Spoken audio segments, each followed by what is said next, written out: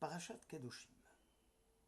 L'Éternel parla à Moïse en ces termes, parle à toute la communauté des enfants d'Israël et dis-leur, soyez saints, car je suis saint, moi l'Éternel votre Dieu.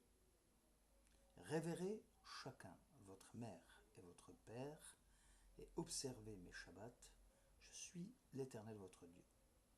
Tu ne grappilleras point dans ta vigne. Tu ne recueilleras point les grains épars de ta vigne. Abandonne-les aux pauvres et à l'étranger. Je suis l'Éternel votre Dieu. Vous ne commettrez point de vol, point de dénégation, ni de fraude au préjudice de votre prochain. Vous ne jugerez point par mon nom à l'appui du mensonge. Ce serait profaner le nom de Dieu. Je suis l'Éternel. Ne commets point d'extorsion sur ton prochain, point de rapine, que le salaire du journalier ne reste point par devers toi jusqu'au lendemain. Ne prévariquez point dans l'exercice de la justice. Ne montre ni ménagement aux faibles, ni faveur aux puissants. Juge ton semblable avec impartialité. Ne va point colportant le mal parmi les tiens. Ne sois pas indifférent au danger de ton prochain. Je suis l'Éternel. Ne hais point ton frère en ton cœur. Reprends ton prochain, et tu n'assumeras pas de péché à cause de lui.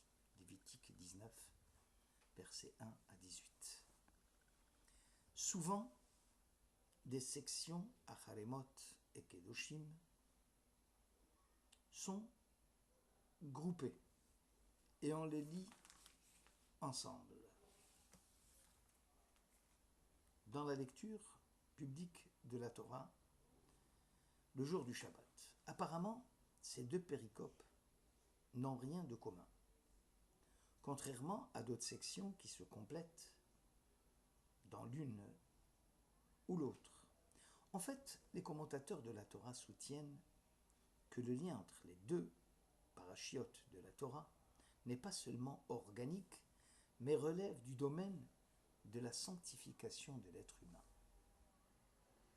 La section Acharemot s'intéresse à Yom Kippour, à la journée solennelle du calendrier hébraïque et à la préparation minutieuse du grand prêtre avant son entrée dans le Kodesh HaKodashim de Saint des Saints pour y prononcer une dizaine de fois avec sainteté et pureté le nom ineffable. Israël, ce jour-là, Yom Kippour, à l'instar des anges, est enveloppé d'habits blancs et récite à voix haute « Béni soit le nom glorieux du royaume de Dieu à tout jamais. Baruch Shem Kevod Malchuto Le'olam Vaed ». Rabbi Akiva disait à ce propos « Soyez heureux Israël, car c'est votre Père qui est dans les cieux qui vous purifie. » Le Maharsha, à la fin du traité Megillah, fournit une réponse à la question suivante. Pourquoi Moïse n'a-t-il pas institué l'étude des chapitres concernant la repentance pendant les fêtes austères de Rosh Hashanah et de Yom Kippour, alors qu'il recommande de faire l'étude à Pessah et à Shavuot? En réalité, le retour à Dieu fait partie intégrante de la vie religieuse. Même les juifs pratiquants, fussent-ils parmi les plus justes et les plus scrupuleux, demeurent à même de trébucher et de transgresser les commandements divins. Et les facteurs d'une telle chute sont divers et variés. Or, ce type de combat, dans lequel la motivation religieuse s'amenuise et s'accompagne d'un déclin général de la conduite personnelle, est un combat quotidien et sans répit. Et la Teshuvah est une invitation permanente à scruter scrupuleusement et sans relâche son être et à vérifier s'il s'agit d'une mutation intérieure profonde ou d'un changement superficiel. L'assertion de nos sages selon laquelle il y a des gens qui sont capables d'acquérir le monde à venir en 1 heure de temps, yesh kone olamo besha'a achat, ne concerne pas les juifs en tant que tels. Par 2 fois, il s'agit de non-juifs qui, dans un certain stade de leur vie, vont quitter un monde pour rejoindre un autre entièrement différent. Un monde nouveau qu'ils doivent désormais accepter. Le saut indispensable d'un domaine à un autre et qui constitue l'archétype de la rédemption spirituelle ne peut être le lot du peuple juif, car la transition non ambiguë et irréversible de la Teshuvah est avant tout une expérience qui s'opère en toute sincérité. Et le saut brusque n'offre pas pour autant la solution en soi. Ainsi, par exemple, si l'on saute avant d'être prêt, on s'expose à de graves dangers et l'on risque de ne pas en sortir indemne. Seuls des individus comme Katia Bat Shalom ou le bourreau de Benteradion ou Bardoudaya, dit le Talmud, peuvent y parvenir. Le Klal Israël a besoin de 120 années de tension spirituelle de retour à Dieu pour y accéder au monde à venir. Aussi, à la suite de cet enseignement de nos sages, les gens de la Grande Assemblée fixèrent dans le calendrier la section Kedoshim qui suit Acharemot, ce qui signifie qu'après la journée solennelle de Yom Kippour, Acharemot, commence le long apprentissage de la vie en sainteté Kedoshim.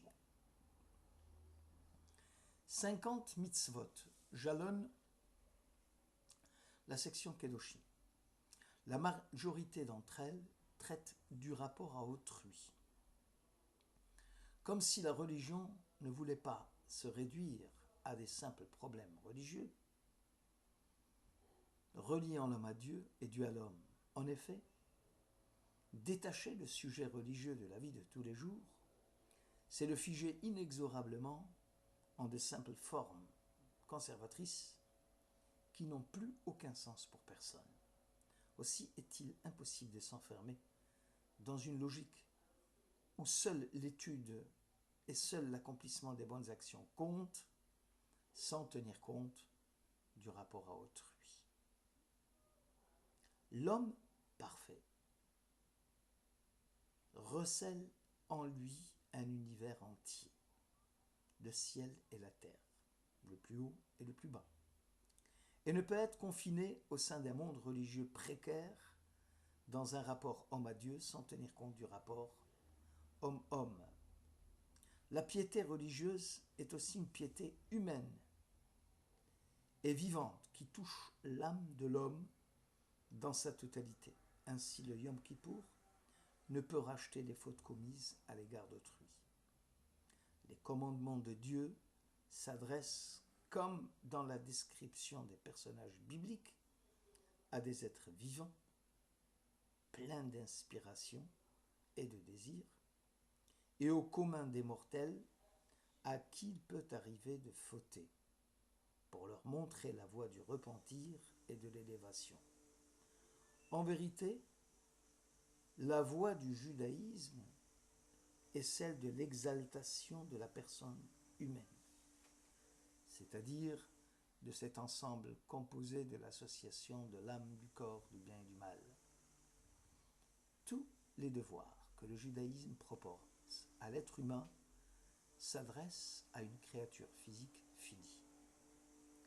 Aussi, les mitzvot vont apaiser les instincts bestiaux de l'homme.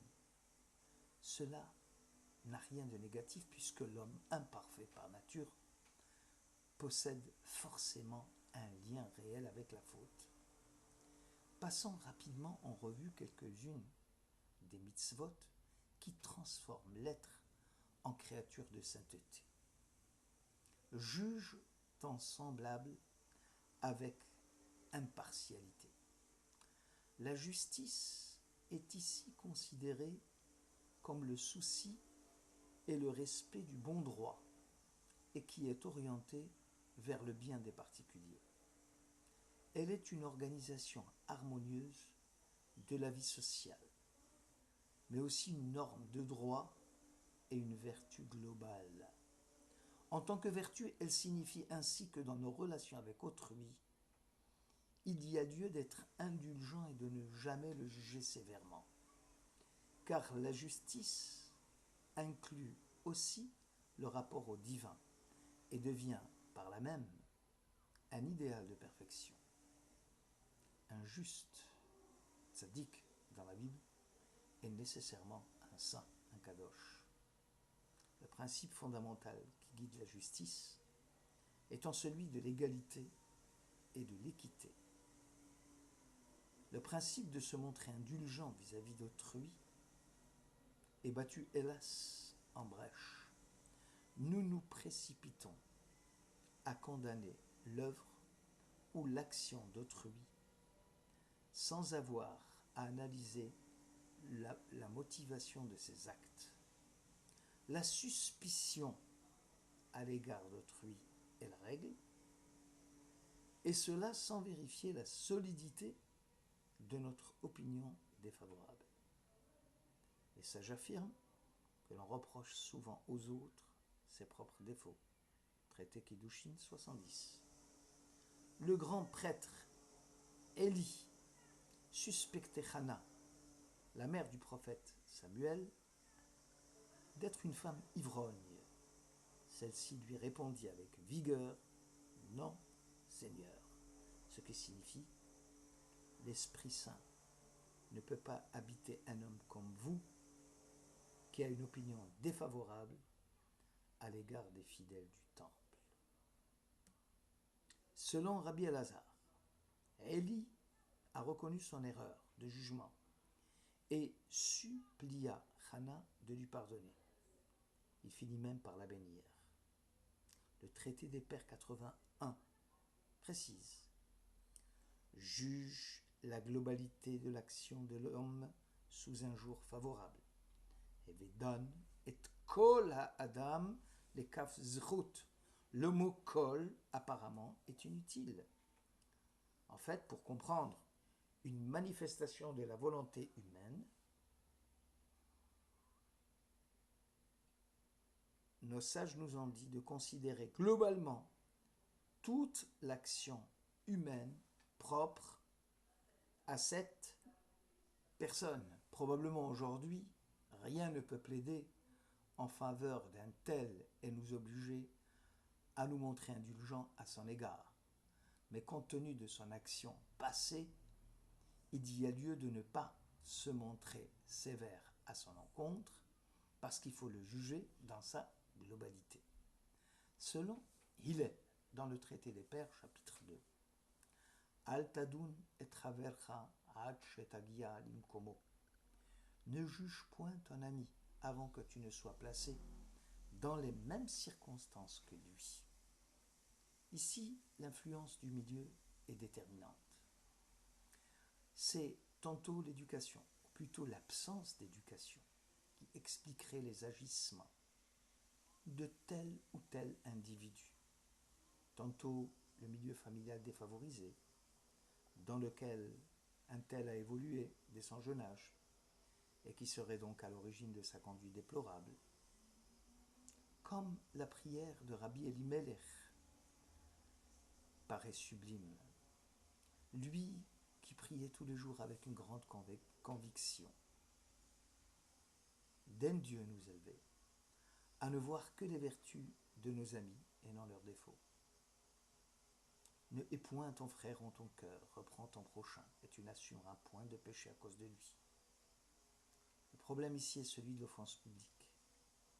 Toute parole ou action blessant quelqu'un dans sa dignité est condamnée sans réserve par la Torah. Celui qui offense publiquement autrui n'a pas sa place dans le monde à venir. Il s'agit d'éviter d'utiliser des sobriquets ou de rappeler des faits de nature à blesser la personne qui les entend. On ne peut admonester quelqu'un qu'à la condition expresse qu'il sente qu'on n'a aucune haine à son égard. La réprimande a pour finalité la paix et la concorde, et non la haine. Aimer quelqu'un, éprouver pour lui un sentiment d'attachement, c'est aussi le corriger avant qu'il ne trébuche dans l'obstacle. L'attitude la plus condamnable serait l'hypocrisie, celle qui consiste à conforter quelqu'un dans son action méprisable pour se réjouir après, au moment de sa déchéance. Il n'est pas donné à tout un chacun de s'ériger en moralisateur. Seul celui dont la conduite est irréprochable et qui incarne les valeurs morales a droit d'admonester ses frères, ses semblables, et comme toujours, avec le souci permanent de ne blesser personne. Shabbat Shalom.